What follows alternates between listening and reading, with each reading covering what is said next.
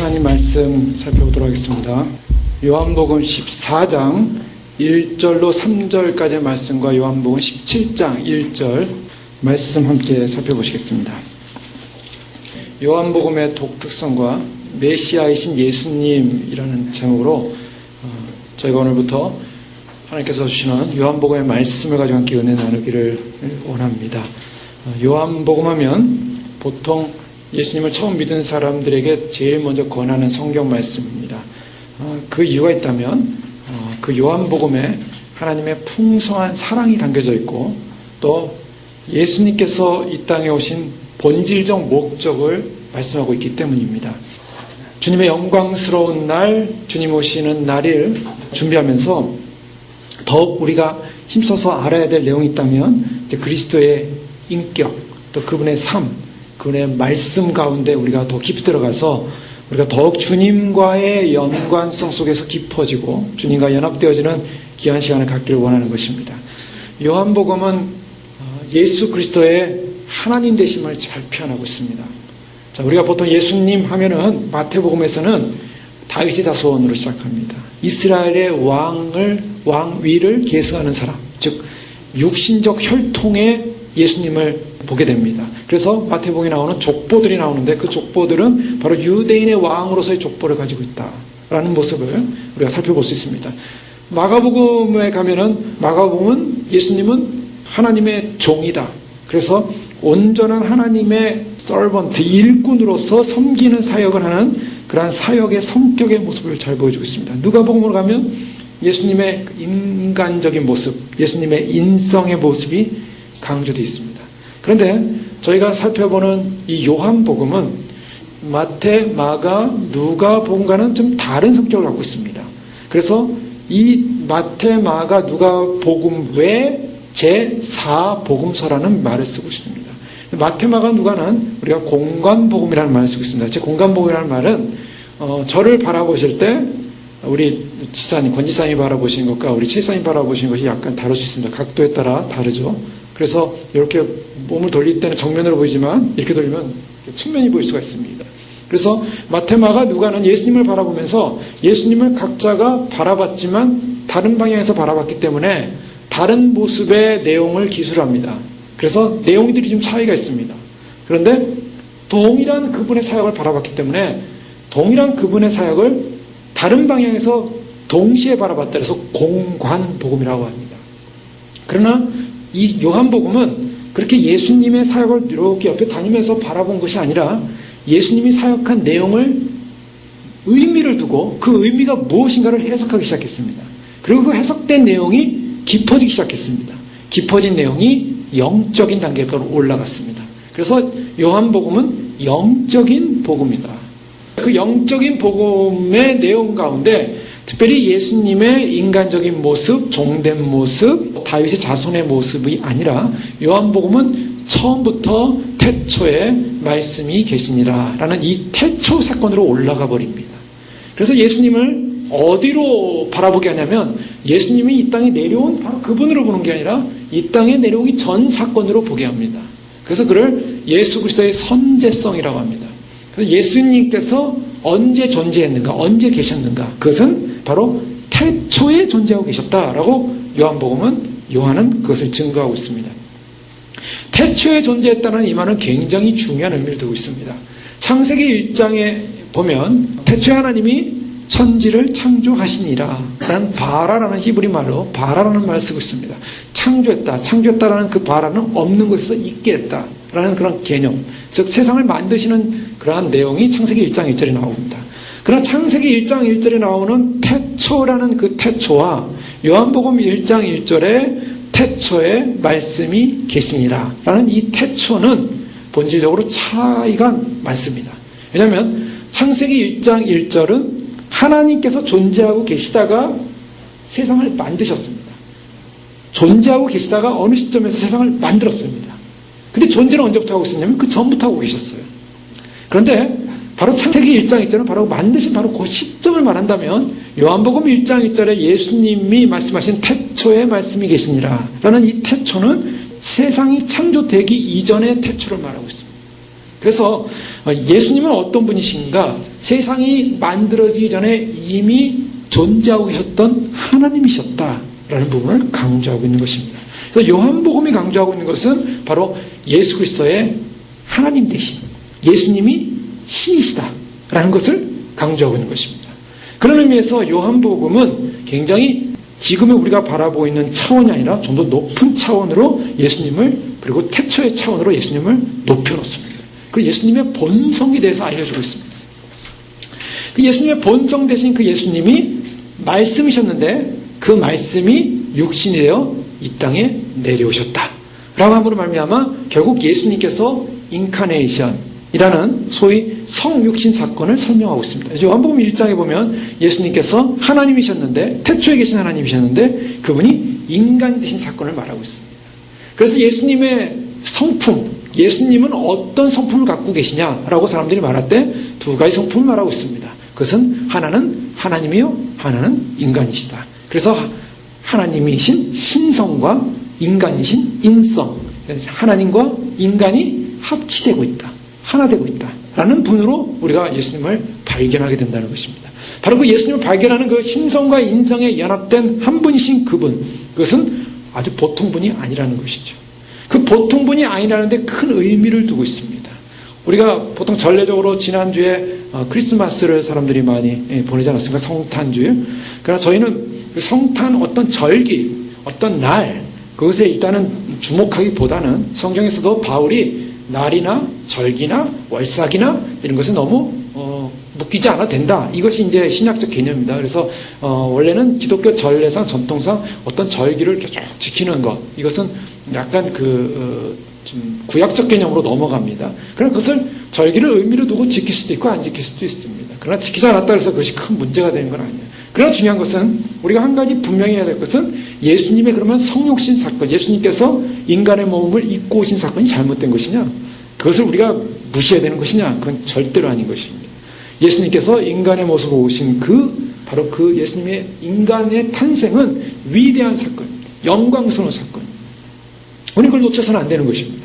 바로 오늘 요한복음을 통해서 바로 그 신이신 하나님이 인간으로 오신 사건, 말씀이 육신이 되어 오셨다라는 이 놀라운 사건을 요한복음은 선언하고 있습니다. 그래서 요한복음에 나타나는 예수님은 인간과 하나님을 가지신 바로 그 분이신데, 요한복음의 전체적인 기록을 보면은 특별히 예수님에 관해서 예수님을 자신을 증거하는, 예수님이 어떤 분인가를 증거하는 내용들이 많이 나오고 있습니다.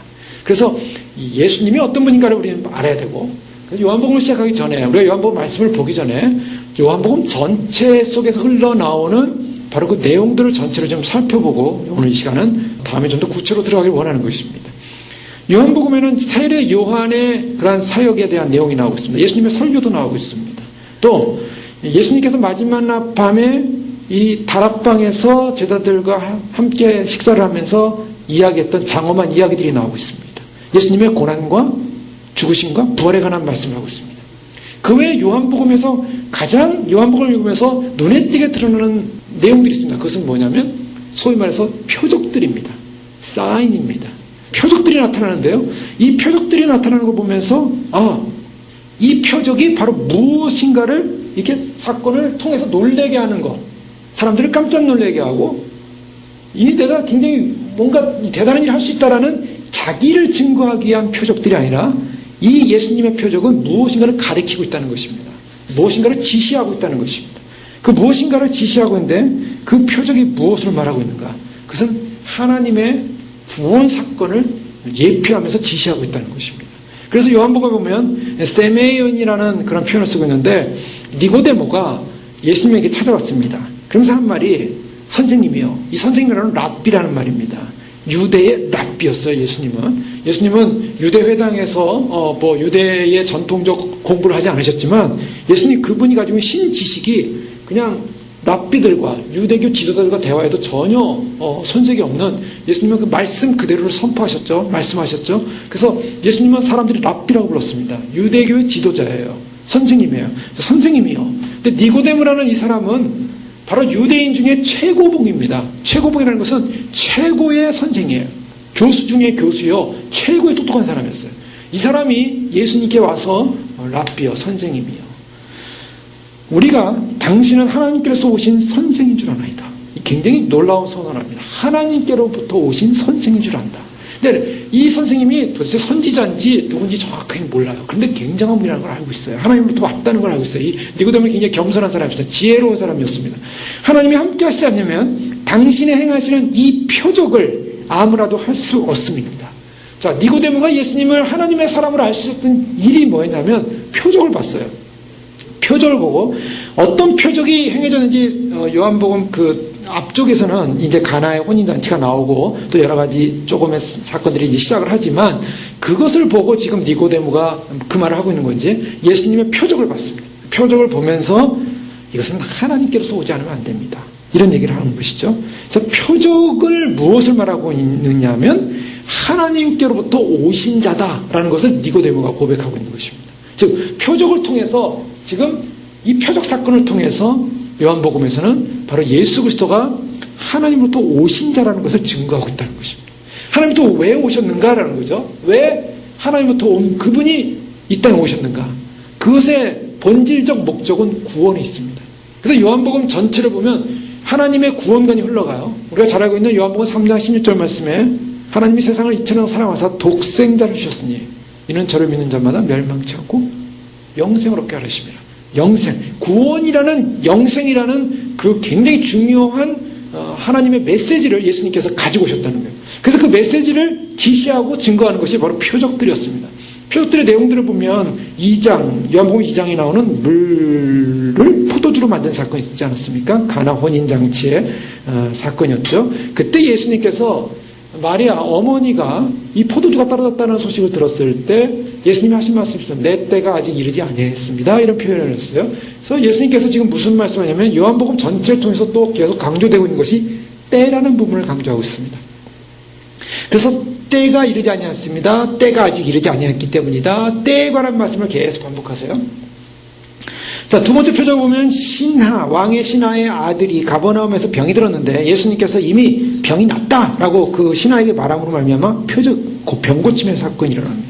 또 베데스다에서 38년 된 병자가 병 고침을 못 받고 있다가 예수님께서 고쳐주심으로 말미암아 고침받는 사건이 일어납니다. 요한복음 5장에 나옵니다. 또 6장으로 넘어가면 갈릴리 반대편 가버나움이죠. 반대편에서 거기서 이제 사람들이 많이 모였습니다. 많이 모였을 때 그때 예수님께서 오병이어 사건, 기적 사건을 했죠. 먹는 사건. 그 다음에 그 먹는 사건을 통해서 요한복음 6장에 가면 예수님이 해석을 합니다. 생명의 떡. 나는 하늘에서 내려온 만나요. 생명의 떡이다. 또 물 위를 걸어가시는 장면이 나오죠. 가버나움으로 갈 때 제자들이 먼저 가고 예수님께서 물 위를 걸어서 가십니다. 그 다음에 그 물 위를 걸어가신 다음에 그 다음에 7장에 보면 나는 살리는 영이다. 이런 이제 또 설명을 하시고 날 때부터 소경된 사람을 요한복음 9장에서 고칩니다. 또 고친 다음에 나는 세상의 빛이다. 자, 소경은 보이지 않았는데 나는 세상의 빛이다. 뭔가 예수님께서 말씀하신 전하시는 그 내용들 속에 보면 예수님의 표적과 맞물려 가고 있습니다. 나사로를 살리는 요한복음 11장의 사건에 보면 죽은 자를 살리지 않습니까? 바로 그때 예수님께서는 나는 선한 목자다. 나를 통하여 영원한 생명을 얻을 수 있다. 라고 하시면서 뭔가 생명에 관한 이야기를 하고 계십니다. 예수님께서는 이러한 표적들을 행하셨고 또한 안식일날 소경을 고치십니다. 안식일날 소경을 고치니까 바리새인들 가운데는 저 사람이 안식일을 지키지 않기 때문에 하나님께로 온 자가 아니다 라고 이렇게 예수님을 부인했습니다. 그러나 다른 바리새인들은 어떻게 하나님으로부터 오시지 않았으면 죄인들을 저렇게 구원할 수 있느냐, 그렇게 병을 고칠 수 있느냐라고 표적을 행할 수 있느냐라는 표적 얘기를 하고 있습니다. 이러한 것들을 통해서 예수님은 결국 예수님의 요한복음을 통해서 표적을 통한 뭔가를 지시하고 있는 것이죠. 그것은 바로 하나님으로부터 온 자, 하나님으로부터 온 자는 무엇을 주는 자? 바로 생명을 주는 자다. 이 부분을 강조하고 있습니다. 그런데 예수님께서는 계속 이 생명을 주는 일을 하러 왔다라는 걸 강조해요. 나는 하나님의 하신 일을 하나님의 손으로 하는 일들을 보여주러 왔다. 요한복음 6장 28절에 보면 그들이 묻되 우리가 어떻게 해야 하나님의 일을 하오리까? 예수께서 대답하여 이르시되 하나님께서 보내신 일을 믿는 것이 하나님의 일이니라. 자, 하나님의 일에 관한 일을 하고 있습니다. 하나님에 관한 일. 근데 이 하나님의 일은 뭐냐면 요한복음 14장 12절에 나를 믿는 자는 하나님의 일을 할 것이요 저도 할 것이요 또한 이보다 더 큰 것도 하리니 이는 내가 아버지께로 감이니라. 나의 하는 일을 한다. 그러면서 하나님의 일에 관한 부분을 예수님께서 말씀하십니다. 자, 예수님께서는 이미 다른 성경과 비교해서 굉장히 높으신 차원이라 했습니다. 말구에서 태어나시고 십자가에 죽으신 분, 왕, 그분보다 더 높은 영광을 가지신 분이었고 스스로를 낮추사 종의 자리를 취하셨던 그분보다 하나님과 동등된 분으로 계셨던 분이고 또 아버지의 독생자였다라는 것을 말하면서 그리스도의 신성을 계속적으로 강조했고 그 그리스도의 신성은 무엇으로서 완벽하게 증명되고 있냐면 하나님의 독생자다라는 것에서 분명하게 드러납니다. 그래서 요한복음 1장 18절에 보면 요한복음에는 그런 1장에 두 번에 걸쳐서 이렇게 독생자라는 분이 말씀이 나오죠. 1장 14절에 보면 아버지의 독생자요 은혜와 진리가 충만하더라. 아버지의 독생자요. 18절에도 보면 본래 하나님을 본 사람이 없을 때 아버지 품속에 있는 독생하신 하나님이 나타나셨느니라. 요한복음 1장 18절은 굉장히 중요한 것인데 예수님을 통해서 예수님은 어떤 분이냐? 하나님의 독생자. 하나님의 독생자인데 이 독생자라는 것은 영어 성경은 비가튼으로 나와요. 비가튼. 그 비가튼이라는 것은 하나님부터 낫다라는 것입니다. 하나님부터 낫다, 나셨다라는 개념을 갖고 있어요. 그 나셨다라는 것, 자, 여기서 중요한 개념을 갖고 있습니다. 여러분 C.S. 루이스의 순전한 기독교라는 책을 읽어보시면 굉장히 좋은데요. 그 순전한 기독교에 보면은 C.S. 루이스는 그런 고백을 해요. 낫다라는 개념 속에는 바로 하나님이 하나님을 알 수 있다라는 것입니다. 인간은 낳은 존재가 아니에요. 하나님께서 인간을 낳았습니까? 아담을 낳았어요? 아담을 만들었습니다. 창조했어요. 그런데 아들 예수님은 하나님으로부터 낳았어요. 하나님이 낳은 자예요. 그 품속에 있는 자를 낳으셨어요. 이것이 개념이 다르다는 거예요. 그래서 예수님은 하나님과 동등되고 하나님이지만 하나님으로부터 나온 자요, 하나님이 낳은 자입니다. 비가튼 된 사람이에요. 그래서 비가튼 되신 분이에요. 그래서 그 예수님은 하나님이라는 신성을 갖고 있는 거예요. 근데 그 하나님이라는 신성의 그 비가튼 된 그 사람을 독생자라고 하는데 그 독생자라는 이 말은 바로 뭐냐면 유일하다, 하나다라는 말을 하고 있습니다. 유일한 분이다. 즉 하나님의 아들은 유일한 분이다 라는 것을 강조하고 있어요. 그래서 그런 하나님의 아들이 유일한 분이 이 땅에 오셨다. 이것이 얼마나 엄청난 사건이었는가를 요한은 증거하고 있습니다. 그러면 그분이 그러한 표적을 통해서 하나님의 신적인 능력을 갖고 있는 신성의 능력자로서 표적을 통해서 뭘 알려주고 있냐면 생명의 길, 빛의 길, 영생의 길을 알려주고 있었습니다. 자, 그것이 뭔가? 그것이 바로 예수 그리스도가 메시아라는 얘기인 것입니다. 예수님이 메시아, 즉 이스라엘 백성들은요 메시아를 기다리고 있었어요. 메시아는 구원자예요. 구원을 기다리고 있었어요.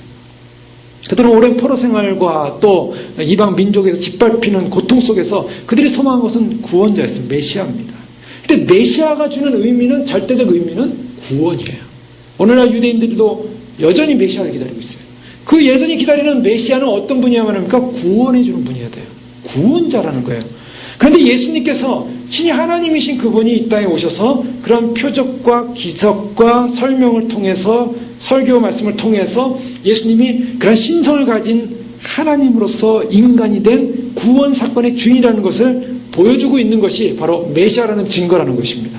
그래서 요한복음에 보면 1장에 보면 특별히 말씀이라는 로고스라는 이 말씀 개념이 됩니다. 예수님은 말씀이에요. 태초에 하나님이 천지를 창조하시니라. 어떻게 창조했습니까? 말씀하셨어요. 하나님이 말씀하셨어요. 빛이 있으라 하심에 빛이 있었다. 말씀이었어요. 자, 창조의 원리로 돌아가면 창조는 어떻게 이루어지고 있는가? 창조는 다 말씀으로 하셨어요. 그런데 그 말씀의 주인공이 누군가? 요한복음 1장에 오니까 태초에 말씀이 계시니라. 바로 그 말씀이 누군가? 말씀이 예수 그리스도였다는 것입니다. 그럼 이것을 요한복음 17장으로 넘어가면 예수님이 말씀이셨는데 그 말씀이신 그분이 무엇을 했냐면 세상을 창조했다는 것입니다. 그 세상을 창조하신 분이 누군가? 예수 그리스도가 창조하신 거예요. 그런데 거기에 예수 그리스도만 혼자 창조하신 것인가? 그렇지 않죠. 성령이 운행했죠. 하나님이 함께하고 있었습니다. 자, 하나님은 하나님의 이 삼위 하나님 가운데 가장 제1원리죠. 제1 하나님, 1위 계신 하나님이신데 원 펄슨이라고 합니다. 펄슨이라는 말을 쓰는데 영어로는 그 어떤 위격을 갖고 있다. 인격은 아니고 위격이라 그래요. 그래서 위격을 갖고 있다는 해석을 하는데 바로 그 한 분이신 그 성부 하나님으로부터 나온 예수님이 말씀으로서 세상을 창조하셨고 그 창조를 통하여 영광을 받으셨어요. 그래서 예수님께서 요한복음 10장에 가면 우리가 창세의 아버지와 함께 영광을 누렸던 것, 예수께서 이 말씀을 하시고 눈을 들어 하늘을 우러러 이르시되 아버지여 때가 이렇사오니 아들을 영화롭게 하사 아들로 아버지를 영화롭게 하옵소서 하면서 아버지께서 아들에게 주신 모든 사람에게 영생을 주게 하시려고 만민을 다스리는 권세를 아들에게 주셨음이로소이다. 영생은 곧 유일하신 참 하나님과 그가 보내신 자 예수 그리스도를 아는 것입니다. 라고 5절에 보면 아버지여 창세전에 내가 아버지와 함께 가졌던 영화로서 지금도 아버지와 함께 나를 영화롭게 하옵소서. 네. 지금 뭐가냐면 아버지와 함께 예수님은 영화를 가지고 있었고 창조를 통해서 그 영광을 함께 누렸고 그 영광을 함께 누렸던 바로 그 신이신 하나님이 바로 예수님이 이 땅에 오셔서 이제 아버지를 영화롭게 할 때가 왔다라는 것을 선언하고 있습니다. 이제 그 뒷부분을 살펴볼 것입니다. 그래서 말씀이신 그분이 오셨다라는 그것이 바로 메시아라는 것입니다. 하나님이시다. 1장 1절에 보면 하나님이신 그분이다 라고 표현하고 있고요. 사람들의 빛이다 라는 빛의 용어를 쓰고 있습니다. 그리고 그 빛 가운데 1장 9절에 보면 참빛, 그 세상에 와서 각 사람에게 비추는 빛이 있었다. 참빛이다. 아버지의 독생자다라고 1장 14절에 이미 살펴봤습니다. 또 세례요한보다 더 큰 자다 라는 그런 개념으로서 세례요한이 엘리야와 같은 그런 선지자 개념에 들어갔다면 그보다 더 큰 자다라는 메시아라는 것을 강조하고 있습니다. 독생하신 하나님이다. 그래서 1장 18절에 나오고 있고요. 1장 23절에는 주라는 말을 쓰고 있습니다. 그래서 주 이르시되 나는 선지자 이사야의 말과 같이 주의 길을 곱게 하라고. 주의 길. 세례요한이 하는 말이죠. 주의 길. 바로 예수 그리스도는 누구냐? 주라는 것입니다. 또 하나님의 어린 양, 희생양으로서 메시아고 성령으로 세례받을 자라는 그런 하나님의 이 영적인 그 하나님의 그 삼위 하나님과의 연합 관계 속에 있어야 될 분이라는 것을 강조하고 있습니다. 또 하나님의 선택받은 자, 모세와 선지자들의 기록한 자, 하나님의 거룩한 자. 자, 그런데요. 요한복음 7장에 보면은 유대인들이 예수님과 대화하면서 무슨 문제가 있었냐면 그들이 메시아를 기다리고 있었어요. 근데 유대인들의 질문이 참 재밌습니다. 유대인들이 메시아를 그렇게 기다리는데 메시아가 어디서 오는지를 알았을까요? 몰랐을까요? 요한복음 7장 27절에 보면은 그러나 우리는 이 사람이 어디서 왔는지 아노라. 그리스도께서 오실 때에는 어디서 오시는지 아는 자가 없으리라. 이게 이제 요한복음 7장 27절에 유대인들의 고백이에요. 이스라엘의 고백은 뭐냐면 이스라엘은 메시아가 오는 곳 어디서 오는지를 알지 못한다라고 말하고 있어요. 참 불쌍한 사람들이죠. 메시아는 이미 이사야서에 베들레헴에서 태어날 것을 이미 예언하셨어요. 예언해서 베들레헴에 나셨는데 베들레헴에 나실 때 몰랐죠. 몰랐고 또 오셨는데 몰랐어요. 그런데 예수님께서 지금 나타나셔가지고 메시아의 사역을 하고 있는데 이 사람은 어디서부터 왔는지 어디서부터 왔어요? 나사렛에서부터 왔다는 거예요. 근데 예수님은 나사렛에서 오지 않았습니다. 예수님 하늘에서 오셨어요. 베들레헴에서 태어나셨고 나사렛에서 자라셨죠. 그래서 사람들의 눈에는 이 사람은 나사렛 출신이라는 거예요. 그런데 예수님은 나사렛에서 오신 분이 아니었어요. 그런데 우리는 안다라고 얘기했어요. 안다라고 얘기해요. 그것이 당시의 유대인들의 불행이었어요. 예수님이 그리스도가 올 때는 아무도 모른다. 어디서 올지 모른다는 것입니다.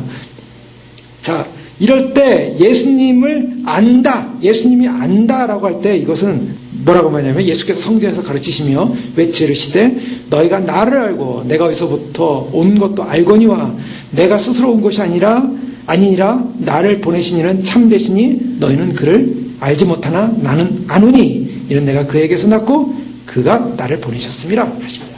이게 무슨 말씀이냐면 그리스도가 어디서 온지 모른다라고 본인들은 메시아에 대한 생각을 하고 있었는데 예수님은 어디서부터 안다라고 얘기하고 있어요. 그 예수님이 그 안다라는 말을 통해서 뭐라 하냐면 너희가 나를 안다고 하는데 나는 어디서부터 왔냐면 하나님부터 왔다. 그것을 아냐라는 거예요. 그 역설적 질문을 하고 있는 것입니다. 그러니까 예수님은 자신을 하나님부터 온 분이라는 것을 증명하고 있는데 알리고 있는데 실제로 예수님이 누구라고 안다고 하면서도 그리스도라고 믿지를 않는 그 유대인들 향해 말씀하고 있다는 것입니다. 자, 예수님은 그 스스로가 메시아로서 하나님으로부터 온 신성을 갖고 있는 분이지만 인간으로 오셨습니다. 그 인간으로 오셔서 말씀이 되셔서 우리 가운데 거하시기 시작했고 그 말씀으로 함께하기 시작했습니다. 그 말씀으로 함께하고 있는 그분은 하나님으로부터 분리된 인간이 되셨고 또 이 제약된 이기적인 삶으로부터 백성을 구원시키기 위한 것에 관심을 갖고 구원에 절대적인 관심을 가졌고 자신의 목적을 이기적으로 추구하는 것이 아니라 나다짐과 섬김과 사랑의 모습으로 섬기기 시작했습니다. 자, 이것이 바로 유대인들이 가졌던 개념하고 달랐던 거예요. 유대인들이 가졌던 개념은 정치적으로 민족적으로 해방을 꿈꾸고 있었어요. 그런데 예수님이 오셔서 정치적 민족적 해방과는 전혀 상관없는 자기 비하와 겸손과 섬김과 사랑과 그리고 이기적인 인생의 죄악된 삶으로부터의 구원, 해방, 죄로부터의 구원의 해방의 증거와 표적들이 병고침이 사건이 일어나고 눈이 떠지고 빛을 보고 이런 사건들을 보면서 도대체 우리가 기다리던 메시아와는 좀 다르다라는 그런 갈등이 일어나요. 갈등이 일어나니까 요한복음 10장 24절에 보면 한번 찾아보십시오. 요한복음 10장 24절에 유대인들이 이런 질문을 하고 있습니다. 10장 24절 보면 유대인들이 에워싸고 이르되 당신이 언제까지나 우리의 마음을 의욕하게 하려 하나이까 그리스도이면 밝히 말씀하소서. 자, 유대인들이 지금 뭘 말하고 있냐면 도대체 예수님이 하시는 이 사건과 사역들에 대해서 도대체 이 표적들에 대해서 어떻게 해석을 못하는 거예요. 그러니까 좀 속 시원하게 말씀 좀 해달라. 당신이 정말 그리스도냐? 메시아냐? 이런 질문을 하는 거예요.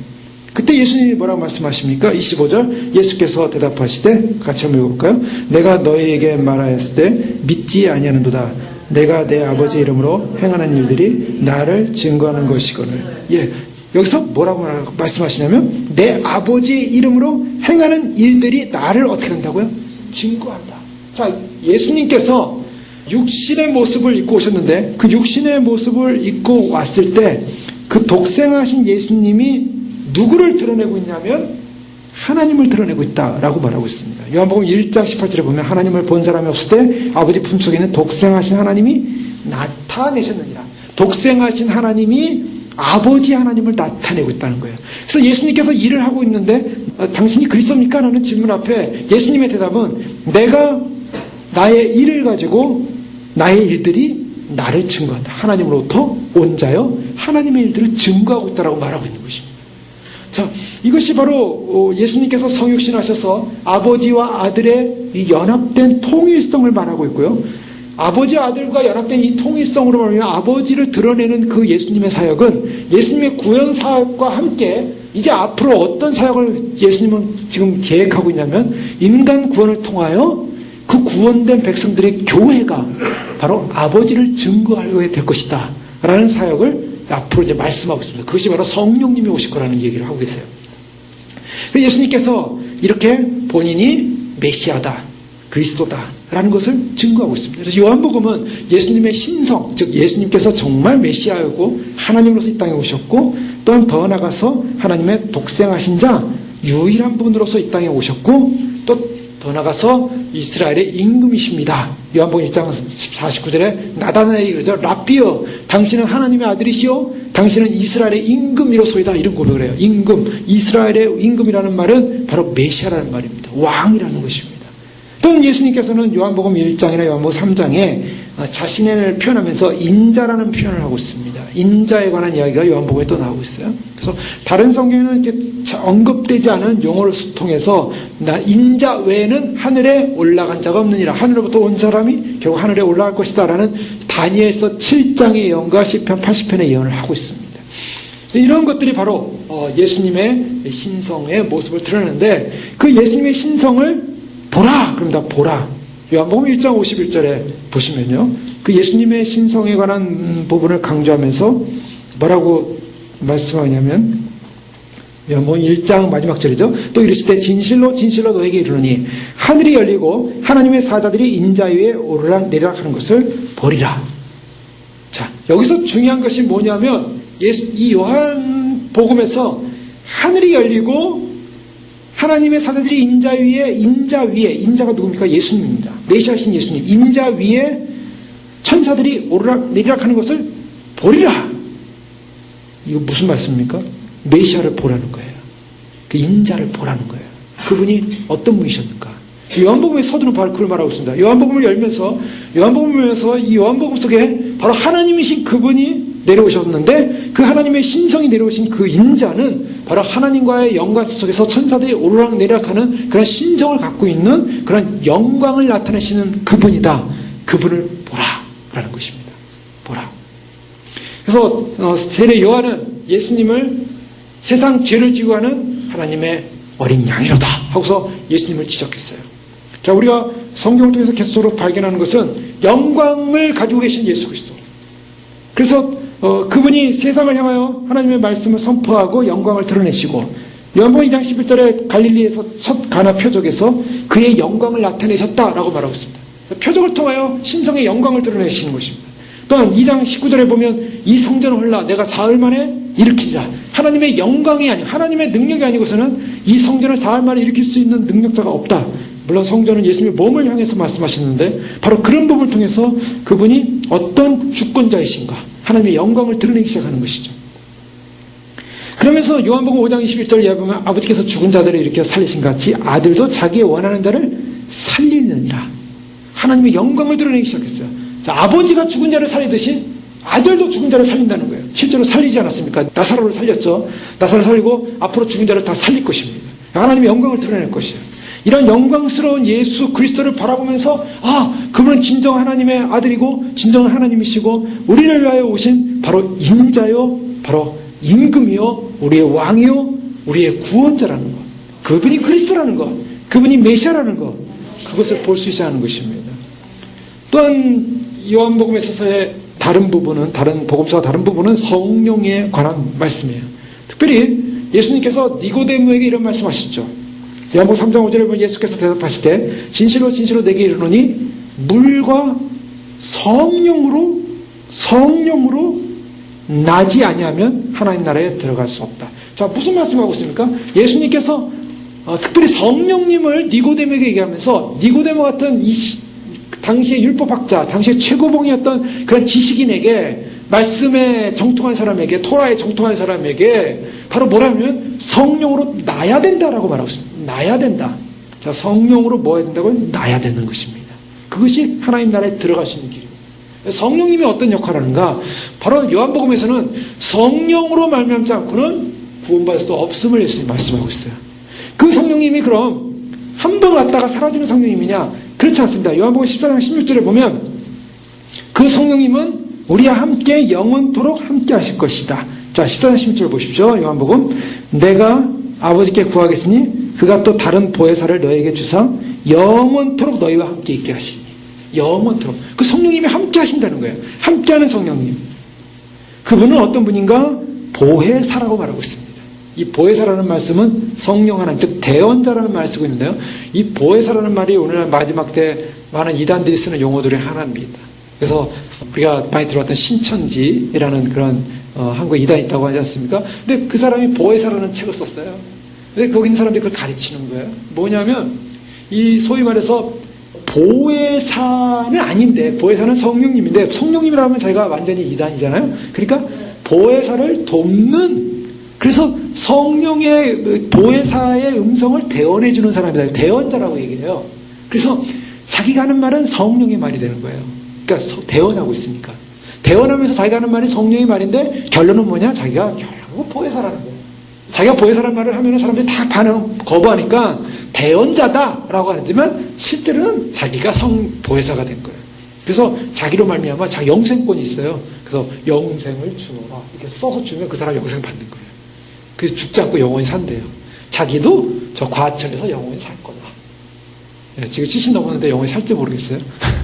그래서 하여간 사람들이 다 거기 해놓더니 그래 그분한테 가서 그분의 사인 받아오면 다 영원히 사는 거예요. 그 사람이 영생 준다 그러면 영생 받는 거예요. 왜요? 보혜사가 된 거예요. 이렇게 이제 이단들이 싹 바꾸죠. 오늘 예수님께서 아버지께 구하겠으니 그가 또 다른 보혜사를 너에게 주사 너를 돕는 자요, 너와 함께하는 자요, 너의 카운셀링이요, 그 다음에 너의 컴포터요, 너를 헬퍼요. 이 세 가지로 얘기하고 있잖아요. 돕는 자요, 그 다음에 상담자요, 그리고 위로자요.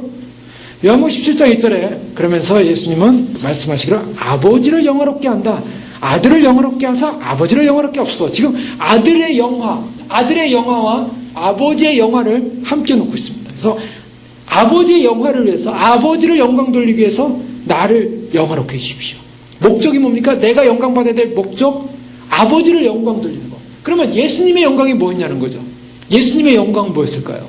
예수님의 영광은 다른 사람을 지배하고 다스리고 다른 사람에게 군림하는 것이 아니라, 예수님이 요한복음 17장을 시작하는 이 기도 속에는 예수님이 앞으로 이제 곧 고난받으시고 십자가에 돌아가실 것을 말씀하고 있습니다. 그것이 예수님의 영광이었어요. 왜? 구원이라는 거대한 놀라운 목표가 있었기 때문에. 이 구원을 이루는 분은 바로 예수 그리스도였어요. 예수 그리스도, 그분이 십자가에 못 박혀 죽으셔야만이 구원이 이루어지는 거예요. 그래서 그 구원을 이루는 그 놀라운 구원의 선물은 예수님이 십자가에 돌아가시는 고난 속에서 이루어졌기 때문에, 예수님이 영광받는다는 것은 바로 그 고난을 통하여 구원을 완성하시는 영광을 말하고 있습니다. 그 구원의 완성의 영광을 통하여 하나님이 영광을 받으신다는 거예요. 자, 이런 부분까지 연결돼 가고 있습니다. 그런데 오늘 특별히 이제 요한복음에 다른 점이 있다면 또 이제 마지막 이 요한복음 17장에 나오는 말씀인데요. 이 17장에 나오는 말씀은 굉장히 중요한 예수님의 기도입니다. 이 기도는 물론 다른 성경에도 이 기도와 비슷한 그 내용들과 함께 이제 표현되고 있습니다. 예수님께서 17장 2절에 보면 아버지께서 아들에게 주신 모든 사람에게 영생을 주게 하시려고 만민을 다스리는 권세를 아들에게 주셨습니다. 그래서 아버지께서 아들에게 주신 모든, 마태복음 11장 27절에 보면 내 아버지께서 모든 것을 내게 주셨으니, 아버지 외에는 아들을 아는 자가 없고 아버지께서 모든 것을 내게 주셨다라는 이 표현, 아들에게 주신 모든 사람, 아버지께서 아들에게 모든 걸 주셨다. 누가복음 10장 22절에도 내 아버지께서 모든 것을 내게 주셨으니 라고 말하고 있어요. 그리고 17장 11절에 보면 나는 세상에 더 있지 아니하오나 그들은 세상에 있사옵고 나는 아버지께로 가옵나니 거룩하신 아버지여 내게 주신 아버지의 이름으로 그들을 보존하사. 거룩하신 아버지여 이라는 표현을 쓰고 있죠. 마태복음 6장 9절에 그러므로 너희는 이렇게 기도하라. 하늘에 계신 우리 아버지여 이름이 거룩히 여김을 받으시오며, 거룩하신 아버지여 이름이 거룩히 여김을 받으시오며, 마태복음 5장 48절에도 그러므로 하늘에 계신 너희 아버지 온전하신 같이 너희도 온전한 하늘에 계신 너희 아버지여. 그래서 아버지라는 용어를 쓰면서 이 요한복음 17장은 다른 성경에서 표현되는 아버지에 대한 기도의 고백, 아버지를 향한 그 소위 말해 청원, 아버지를 향한 그 청원이라는 것은 부탁하는 거죠. 하나님 도와주십시오. 기도하는 기도의 내용들, 그런 내용들을 담고 있어요. 그런데 여기서 요한복음 17장이 특별히 예수님께서 이제 구원 사역을 앞에 놓고 자신의 모든 구원의 그러한 사역을 위해서 자기가 돌아가셔야 되는 그 자기 비하와 죽음 앞에서 예수님이 하나님 앞에서 진정한 기도를 하는 내용을 통해서 우리는 하나님을 그리스도 안에서 하나님께서 계시되었고 아버지 품속에 있던 그분이 드러남으로 말미암아 자신이 하나님 아버지를 향하여 아빠라고 부르면서 아버지요 라는 이 표현 속에는 아빠라고 부르면서 하나님 앞에 기도하는, 도움을 청하는 내용을 우리가 이제 살펴보게 됩니다. 그때 여기서 나타나는 게 때예요. 1절에 보면 아버지요 때가 이르렀사오니. 그 요한복음 전체 속에서는 무엇이 등장하고 있냐면 때에 관한 내용이 나오고 있습니다. 2장 4절에 예수께서 가라사대 여자여 나와 무슨 상관이 있나이까 내 때가 아직 이르지 아니했습니다. 7장 30절에 저희가 예수를 잡고자 하되 손을 잡는 자가 없으니 이는 그의 때가 아직 이르지 아니했어. 때. 8장 18절 19절에 보면 내가 나를 위하여 증거하는 자가 되고 나를 보내신 아버지도 나를 위하여 증거하시니라. 이에 저희가 묻되 내 아버지가 어디 있느냐? 예수께서 대답하시되 너희는 나를 알지 못하고 내 아버지도 알지 못하는도다. 나를 알았다면 내 아버지도 알았으리라 하면서 20절에 이 말씀을 성전에 가르칠 때 연복의 앞에서 하였으나 잡는 사람이 없으니 이는 그의 때가 아직 이르지 아니하였습니다. 그리고 12장 23절에 보면 예수께서 대답하여 가르칠 때 인자의 영광 얻을 때가 왔도다. 그래서 하늘의 미랄이 땅에 떨어지는 것, 죽어야만이 많은 열매를 맺는다 라고 말씀하고 있고 12장 27절에 보면 지금 내 마음이 민망하니 무슨 말을 하려? 아버지여 나를 구원하여 이때를 면하게 하옵소서. 그러나 내가 나를 위하여 이때 왔나이다. 이때 왔나이다. 그리고 16장 33절 속에서 보라 너희가 다 각각 제 곳으로 흩어지고 나를 혼자 둘 때가 오나니. 그러면서 17장 1절에 때가 이르렀사오니 라고 이 때에 관한 부분을 계속 말씀하고 있어요. 그 요한복음 전체 속에서는 굉장히 때가 중요한 거예요. 때. 그 때가 뭐냐면 때가 아직 오지 않았다. 근데 때가 왔다. 때가 이르렀다. 그리고 지금이 그때입니다. 이렇게 말하고 있어요. 이 때라는 이 말은 이 하나님의 구원의 정점을 말하고 있어요. 이 때라는 이 말을 통해서 보라 때가 왔다. 때가 가까이 왔다라는 이 말을 통해서 소위 말해 종말이라는 하나의 한 포인트, 종말이라는 한 지점을 지적하고 있는 거예요. 그때. 그래서 예수님께서 1차적으로 요한복음에는 종말을 두 가지로 표현하고 있습니다. 하나는 현재 임하고 있는 종말, 현재 임한 종말이에요. 그래서 예수님께서 지금 그 종말이 지금 현재 예수님에게 임하고 있어요. 예수님이 지금 돌아가셔야 하는 그때가 된 거예요. 그러나 이 종말은 어디로부터 오냐면 저 미래로부터 이렇게 앞당겨서 와요. 미래에 있는 종말이 이렇게 앞당겨서 지금 현재 속에 들어오고 있어요. 그래서 우리가 보통 종말관을 말할 때 이미 텐션이라는 개념, 창조적 텐션이라는 말을 지난 시간에 말씀 살펴보지 않았습니까? 이미 왔지만, 구원이 이미 왔지만 아직 완성이 안 됐기 때문에 올 것이다. 그렇죠? 근데 구원이 왔습니까? 안 왔습니까? 딱 잘라서 보면 왔습니다. 예수님 믿으면 구원 받는 거예요. 그런데 왔어요? 안 왔어요? 아직 안 왔어요. 야, 요게 이제 다른 거예요. 자, 딱 잘라서 구원이 왔냐라고 했을 때 우리는 구원이 왔다라고 구원 받았다고 얘기합니다. 구원을 받을 거예요? 받았어요? 예수 믿으면 구원 받았다라고 선언합니다. 그런데 받았습니까? 안 받았습니까? 아직 안 받았어요. 왜요? 미래적 사건이 있어요. 자, 이것이 항상 성경에 나오는 텐션이에요. 그래서 예수님께서 그때가 아직 이르지 않았습니다. 때가 이르지 않았어요. 때가 이제 왔습니다라고 얘기하고 있어요. 근데 그때가 뭐냐면 그때는 예수님이 돌아가실 그때가 왔지만 그때는 앞으로 예수님께서 영광 받으실 영원한 구원의 완성의 영광의 때를 앞당겨서 지금 받고 있는 거예요. 그때가 즉 내가 구원 받았냐라고 할 때 내가 구원 받았습니다라는 것은 앞으로 받을 영광스러운 미래의 구원의 영광을 지금 미리 받고 있는 거예요. 미리 받. 근데 그것이 아직 이루어졌어요? 아니면 아직 안 이루어졌어요. 그러나 이미 이루어진 걸로 우리는 앞당겨서 받고 있어요. 이것이 긴장이라는 겁니다. 현실과 미래 사이에 미래가 이쪽으로 왔어요. 현실로. 이런 거를 실현된 종말론이라 그래요. 실현된 이루어진 종말.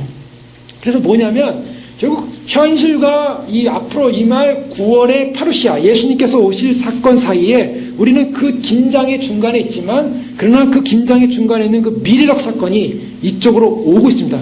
자, 몇 가지를 보면은 그 같은 것을 좀 쉽게 이해할 수 있을 것 같습니다.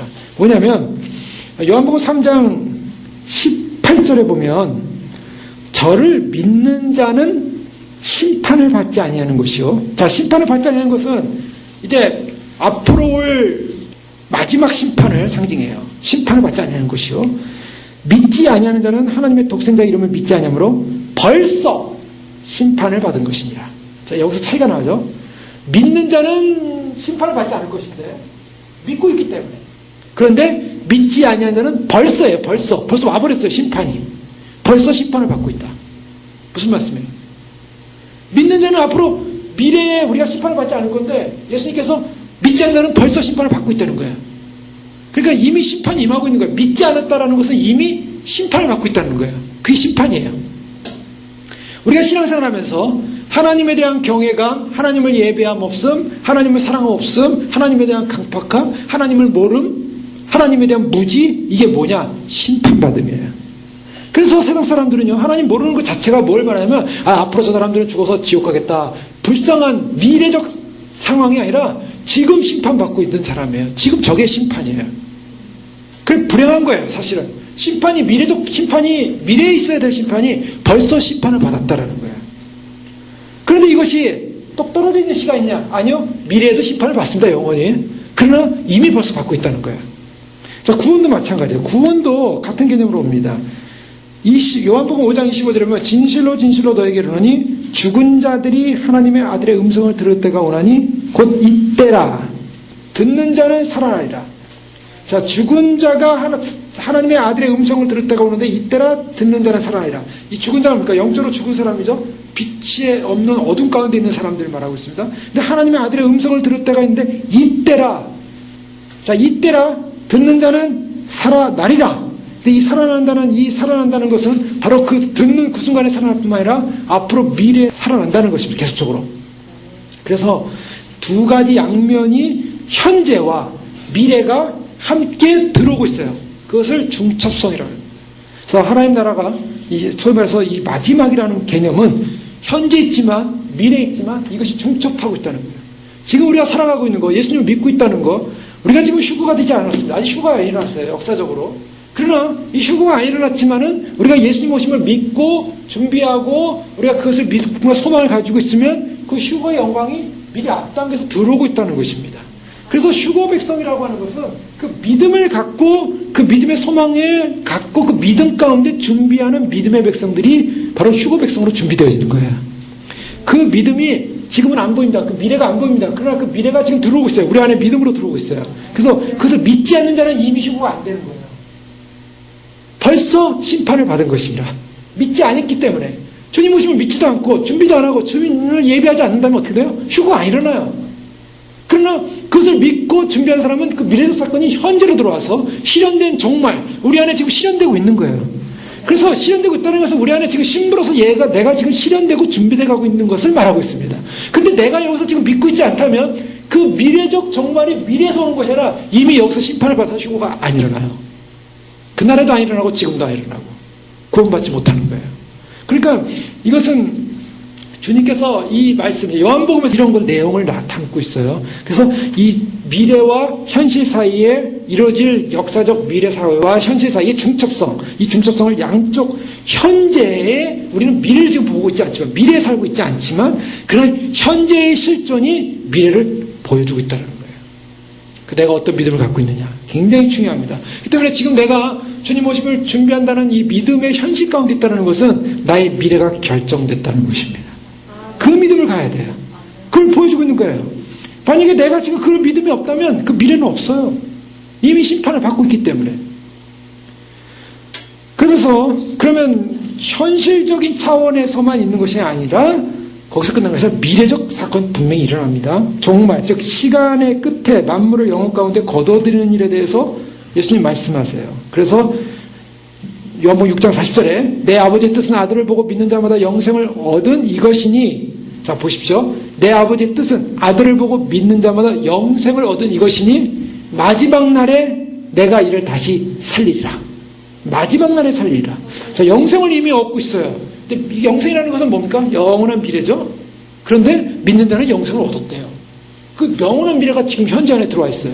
그런데 마지막 날에 영생을 살린다는 거예요. 그래서 영생을 얻은 사람이 예수님 오시기 전에 세상을 떠난다면 영생 가운데 죽은 거예요. 근데 마지막 날에 살리시는 거예요. 주님 오시는 날 살리신다는 거예요. 그래서 살려서 이미 시작된 구원은 심판과 부활에 다시 나올 것이다. 다시 나올 것이다라는 걸 설명하고 있습니다. 그러면서 또한 역사적으로 뭘 말하냐면 오늘 요한복음 14장 3절에 보면 가서 너희를 위하여 처소를 예비하면 내가 다시 와서 너희를 내게로 영접하여 나 있는 곳에 너희도 있게 하리라. 자, 이 말씀은요 우리에게 큰 위로를 줍니다. 그것은 뭐냐면 주님께서 우리를 반드시 데리러 오신다는 거예요. 너희를 내게로 영접하여 나 있는 곳에 너희도 있게 하리라. 내가 다시 와서 주님이 이제 떠나실 것입니다. 이게 다락방 강화예요. 다락방에서 이제 말씀하시는 거예요. 주님 돌아가시고 이제 승천하시고 그 다음에 성령님 보내시고 그 다음에 주님께서 하늘의 처소를 다 예비하면 내가 다시 와서 너희를 영접하여 너희를 데리고 가 파라람바노입니다. 너를 취하여 올라가는 거예요. 그것이 바로 휴거예요. 파라람바노. 주님께서 나를 취하여 옆에서 취해서 나를 끌어올린다 라는 개념이에요.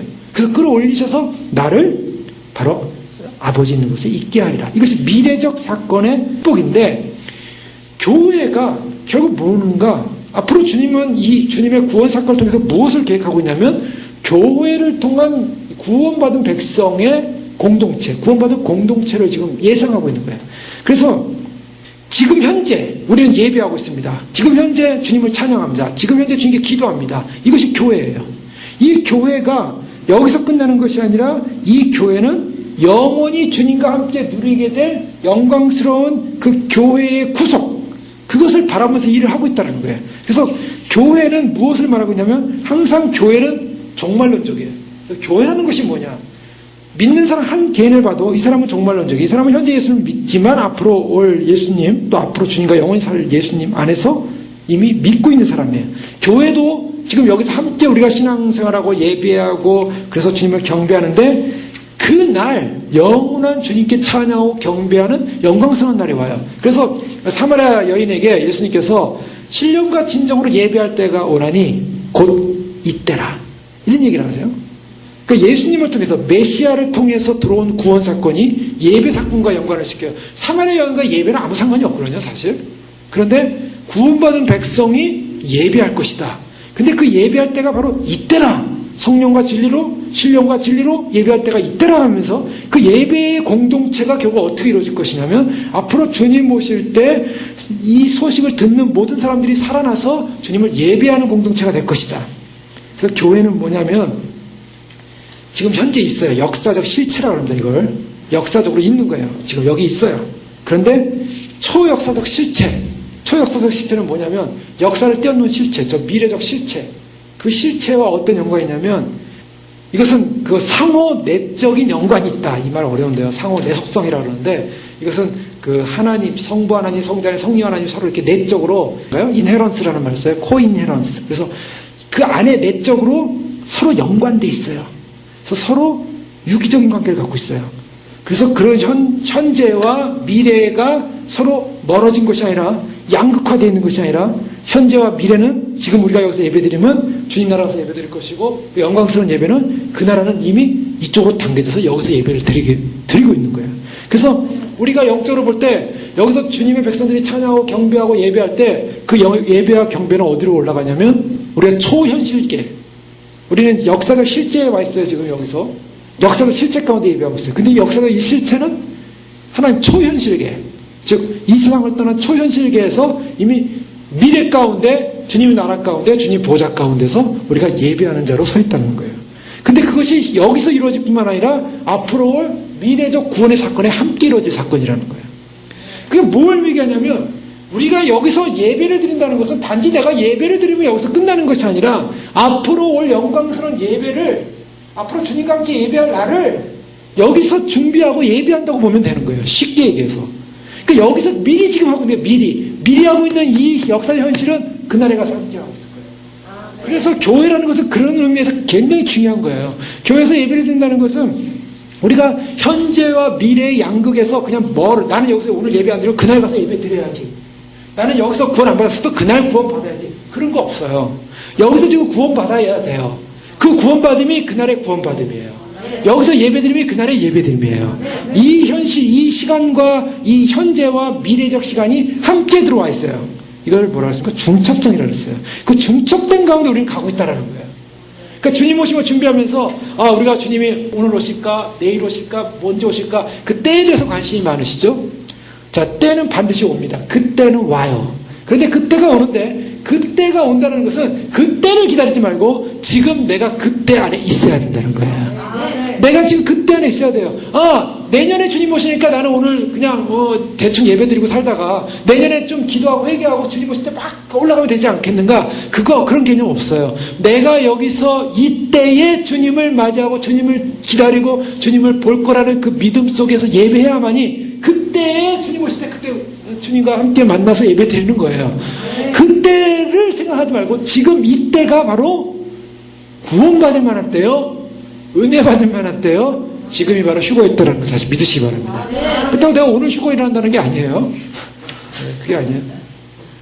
그러니까 현재라는 것은 미래와의 상황 속에서 중첩된 서로 공명이라 해요. 레조넌스라는 그런 말씀인데요. 그러니까 소위 공명되고 있어요, 지금. 내가 여기서 지금 예배를 드리고 있다는 가치는 이게 영향을 줘서 공명을 쳐가지고 결국 미래 가운데 영향을 주고 있다는 거예요. 굉장히 신비로운 사건이에요. 우리가 지금 예배하고 호흡하고 믿는다는 이 사건이 얼마나 중요한 사건인가.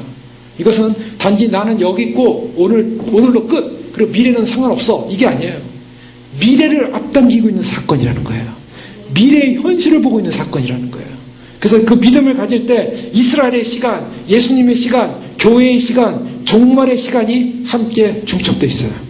그래서 주님께서 마지막 때 오실 때 주님께서 구원한 백성들을 향하여 때가 되면 지금 주님 앞에 예배드리면서 준비하면서 그날을 예배하는 믿음의 백성들이 주님이 오시는 그때가 되면 바로 그 준비한 백성들이 공명된 그 자리에서 올라가고 있습니다.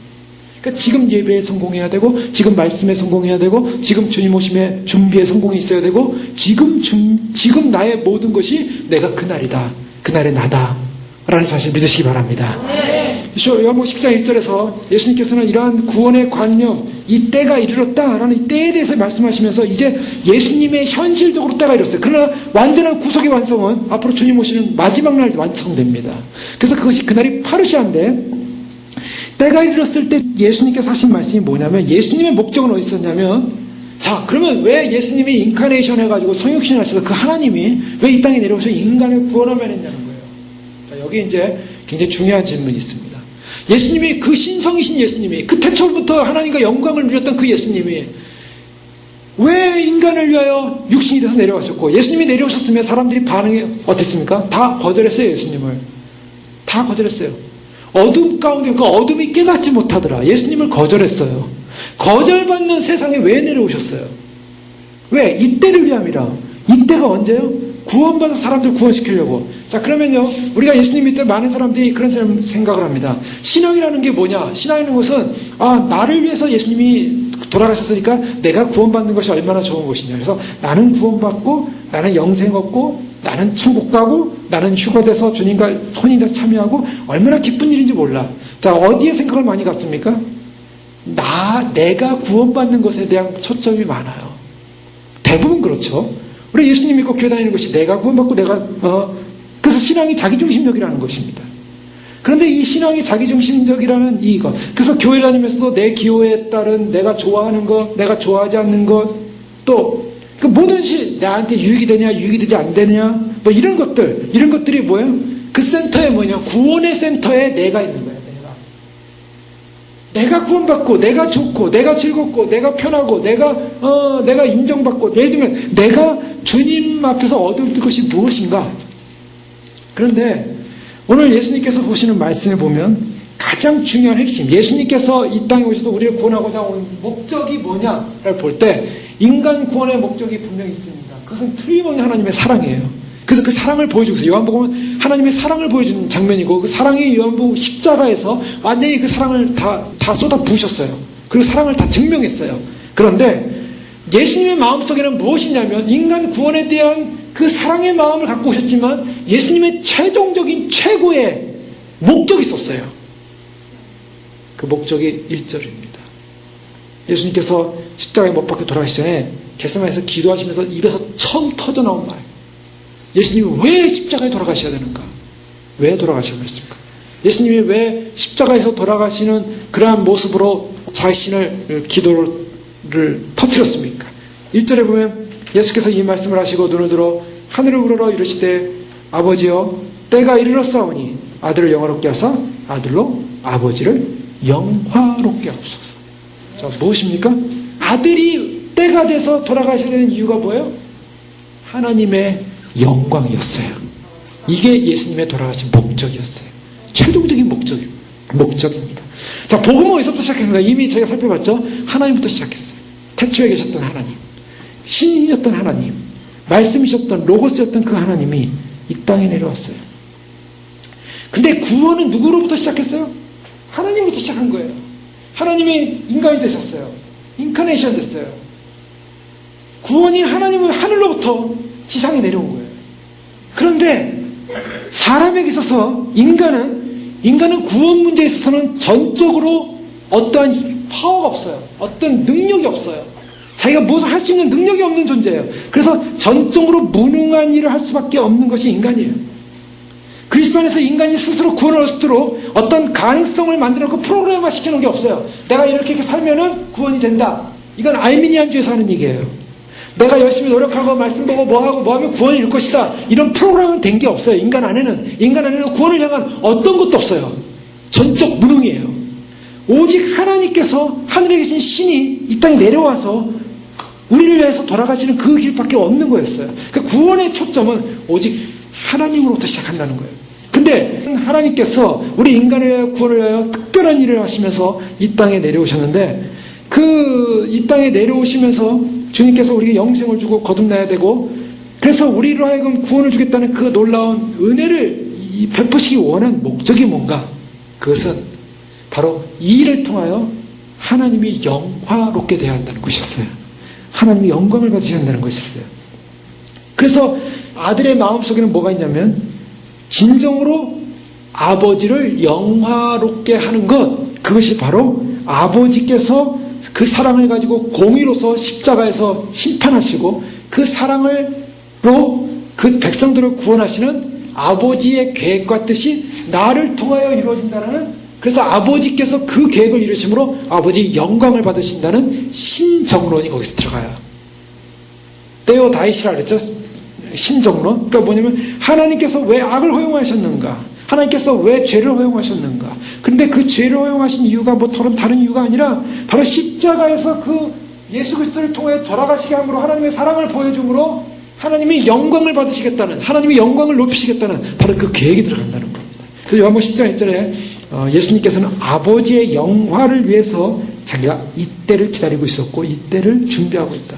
그러니까 아버지의 영광을 위해서 준비하니까 자신이 있습니까? 자신의 의가 아니라 하나님의 영광을 위해서 자신은 드려질 뿐이에요. 자, 이것이 바로 구원받을 백성이 가는 인생의 가장 중요한 초점입니다. 여러분, 우리 인생이 주님을 기다립니다. 주의 나라를 기다립니다. 근데 기다린 목적이 무엇입니까? 그것이 내 편에서 내가 이 땅에 남으면 안 되니까, 내가 할 날에 남으면 안 되니까 그래서 기다리는 거라면 내 중심이에요. 아직도 내가 주님 오심을 기다리는 것이 내가 할 날에 남으면 내가 유표 이거 버텨야 되는데 라고 한다면 아직까지 우리의 목적이 좀 높아져야 돼요. 그 예수님처럼. 그 목적이 뭡니까?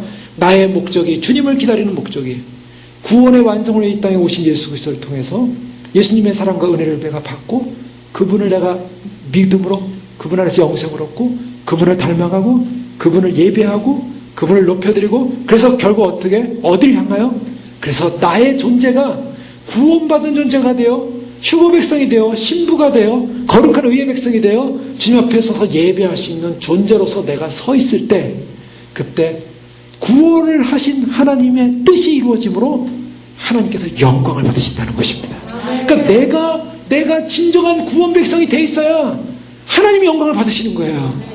하나님이 우리를 볼 때 지지리도 못 났어요. 그렇게 믿음이 없고 그렇게 주님을 안 믿고 그렇게 주님을 떠나고 주님을 향하여 디스포지션된 마음이 주님을 향하여 가야 되는데 이것이 자꾸 세상을 향하여 가고 주님으로부터 멀어지려고만 하고 하나님 볼 때 영광이 안 돼요. 영광이 어떻습니까? 우리가 어떤 형편, 어떤 환경, 어떤 조건에 있었는지 하나님을 예배하고 하나님을 사랑합니다. 하나님을 고백합니다. 하나님 나의 왕이십니다. 하나님 나의 주인이십니다. 하나님께만 나의 인생의 목적이 있습니다. 하나님 앞에 나의 삶을 드립니다. 하면 그 모습이 뭐예요? 하나님께 영광이 된다는 거예요. 우리가 주님 앞에서 주님을 사랑하고 주님의 아름다운 모습으로, 주님이 원하시는 모습으로 단장되고 준비되고 예배되어지고, 내가 그래서 그날의 휴거 백성이 되겠습니다. 이것이 나를 위한 것이 아니라 나의 영광을 위한, 나의 생명, 나의 영원한 삶이 내가 만족시키기, 나를 만족시키기 위한 휴거가 아니라 바로 그것을 계획하신 하나님의 뜻에 부합한 존재가 되어 그날의 휴거자가 되어 하나님께 영광을 돌리겠습니다. 우리의 목적이 달라지는 거예요. 내가 왜 휴거가 돼야 되는가? 하나님의 영광인지 믿으시기 바랍니다. 교회가 왜 구원받아야 되는가? 교회가 마지막 시대에 왜 들림을 받아야 되는가? 하나님의 영광인 줄 믿으시기 바랍니다. 하나님의 영광에서 교회가 들림을 받아야 되는 거예요. 근데 오늘날 많은 교회들이 하나님의 영광을 소망하지 않고 인간의 영광을 꿈꾸고 인간의 재고를 꿈꾸고 인간의 평안함을 꿈꾸고 인간의 명예를 꿈꾸고, 그러니 하나님의 영광에 관심이 없어졌어요. 교회가 들림받는 것이 하나님의 영광인데 주님 오심을 믿고 구원의 완성을 이루어서 그 구원의 완성이 이루는 그 자리에, 그 때에, 그 호라는 그 하나님의 예수님의 때, 예수님의 이때가 됐사오니 이르렀사오니 이제 아버지께서 영광을 받으셔야 되겠습니다. 때가 됐사오니 영광을 받으셔야만 하겠습니다. 주님께서 십자가에 돌아가실 그때 주님께서 돌아가심으로 아버지께 영광이 된 것처럼 이제 주님 다시 오시는 그때 주님 앞에 희거되고 들림받음으로 주님 앞에, 아버지 앞에 영광이 될 교회가 관심이 없다면 아버지께 영광이 되겠냐는 거예요. 교회가 지상에 남으면 하나님께 하나도 영광이 되는 게 없는 거예요. 그렇지 않습니까? 교회가 지상에 남았어요. 그게 하나님께 영광이냐고요. 교회는 반드시 주님께서 부르신 그곳, 주님과 함께 해야 될 그곳으로 가야 될 줄로 믿습니다. 예수님께서 이 땅에 오셨지만 여기서 영원히 살지 않으셨어요. 나는 간다. 그리고 성령님을 보낼 거다. 성령 너와 함께 있을 것이다. 그리고 때가 되면 내가 너희를 데리러 올 것이다. 우리는 가야 됩니다. 우리의 고향이 여기가 아니잖아요. 우리의 소망이 여기가 아니잖아요. 그러니까 주님 맞으러 가야 되는, 주님과 함께 영원히 살 그곳으로 가야 되는 것이 우리인데, 가는 것이 주님께 영광이 되는 줄 믿습니다. 근데 인생의 목적이요, 하나님 앞에 하나님의 영광을 위해 살지 못하고 하나님 앞에 자기를 낮추지 못하고 결국 자기 의를 생각한다면 결국 하나님 앞에 영광이 될 수 없는 거예요. 벨사살 왕이 다니엘 시대에 어떻게 했습니까? 그 유대 성전으로부터 다 빼앗아온 기물을 가지고 뭐 했어요? 1000명의 사람들을 모아갖고 술잔치를 벌였어요. 그래가지고 그 성전에서 드리는 그 모든 기구들, 금으로 된 그 그릇들을 가지고 거기다 술을 따라가지고 술을 마셨어요. 그러면서 하나님을 무시하고 우상을 높이고, 그러니까 갑자기 손이 쓱 나오더니요, 손 하나가 나오더니 이런 회벽에다가 글을 막 썼어요. 근데 글을 썼는데 벨사살 왕이 그 손가락이 쓴 글을 보고 다리가 다다다다 부딪히면서 이제 두려웠던 거예요. 그래서 저걸 해석할 자가 누구냐? 그래서 다 사람들 불러서 뭐 술객들 뭐 점술가들 다 불렀대. 아무 데서는 못하는 거예요. 그랬더니 선대왕 때 아주 지혜로운 자가 있다. 다니엘이라고 있다. 그 사람을 해석할 것이다. 하나님의 신이 가득하다. 그랬더니 네가 유대에서 끌려온 노예 다니엘이냐?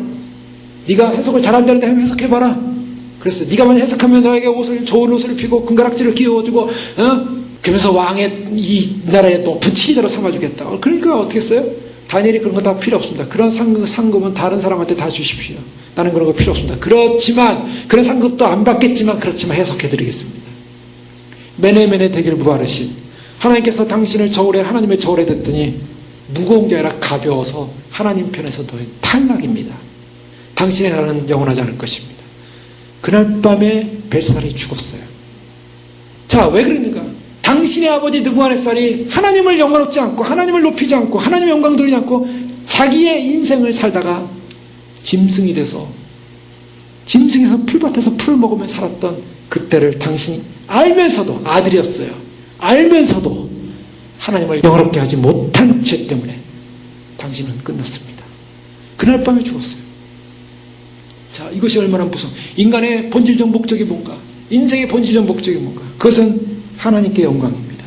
웨스턴에서 신앙고백서의 제 소요리문답의 첫째 질문은 사람이 제외되는 목적이 무엇이냐 그랬을 때 살아남이 제외되는 목적은 하나님을 영화롭게 하고 영원토록 그를 즐거워하는 거라고 했어요. 우리의 궁극적인 목적이 뭐냐? 그리스도인됨의 목적이 뭔가? 우리가 요한복음을 왜 살펴봐야 되고 요한복음에 나오는 하나님의 신성이 왜 인카네이션해야만 하고 왜 우리를 위하여 그런 표적을 행했고 왜 우리에게 구원의 길을 여의하셨는가? 그것은 결국에는 그 구원을 통해서 구원의 대상인 교회를 통해서 주님이 오실 그때 우리를 통하여 영광 받으시고자 하는 하나님에게 예수님이 왜 이제 영광을 받으셔야 왜 하나님 영광 받으셔야 됐습니까? 자신을 통해서 구원하실 놀라운 이 구원 사건을 이루심으로 말미암아 결국 그 백성들을 통해서 그 백성들의 물을 통해서 하나님 영광 받기 원하셨기 때문입니다. 우리는 요한복음을 통해서 요한복음이 어떠한 말씀을 하고 있는지를 아주 간략하게 살펴봤습니다. 대충 살펴봤어요. 그러나 여기서는 하나님의 그 높으신 신성이 왜 인성이 되시함을 했고 그 신성과 인성이 연합된 그분이 왜 표적과 기사와 이적을 통해서 그분이 메시아됨과 하나님의 아들 되심을 증거하고 있었고 그래서 그분이 결국에는 십자가에 못 박혀 그들을 위해 이 죄인들을 위하여 빛을 못 본 어둠에 있는 사람들을 위하여 돌아가심으로 말미암아 생명을 주길 원하셨는가? 바로 그 모든 목적은 하나님을 영화롭게 하게 한 것이었다 하는 걸 살펴봤습니다. 주님 오시는 날, 주 앞에 들림받는 날 바로 오늘 우리에게 와 있습니다. 우리가 진정한 예배자로 진정한 믿음의 사람들로 그리고 우리 인생의 전체가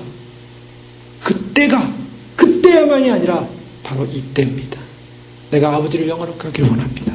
내 인생이 오늘 주님의 영광을 위하여 주님을 영화롭게 하기 위하여 헌신되어지고 그래서 그 목적을 향하여 내가 말씀을 읽고 기도를 하고 주님과 동행하고 주님의 영광을 드러내는 인생을 산다면 그날이 올 때 그 미래가 앞당겨왔지만 그러나 그날이 진정으로 오는 그 시점에 우리는 주님을 영화롭게 하는 존재로 주님 앞에 서게 될 줄로 믿습니다.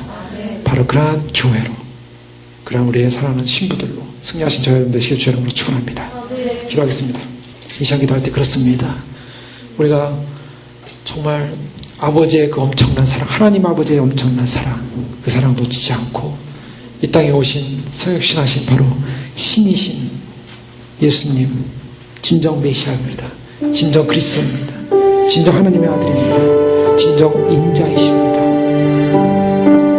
주님 오셨지만 사람들이 그리스도인지 알아보지 못했지만, 그러나 이제 그리스도를 통하여, 주님께서 이루신 사건을 통하여 우리는 예수님이 우리의 구원자요, 생명이요, 우리의 메시아요, 그래서 그 메시아신 그분이 이제 때가 되었습니다. 이제 때가 되었습니다.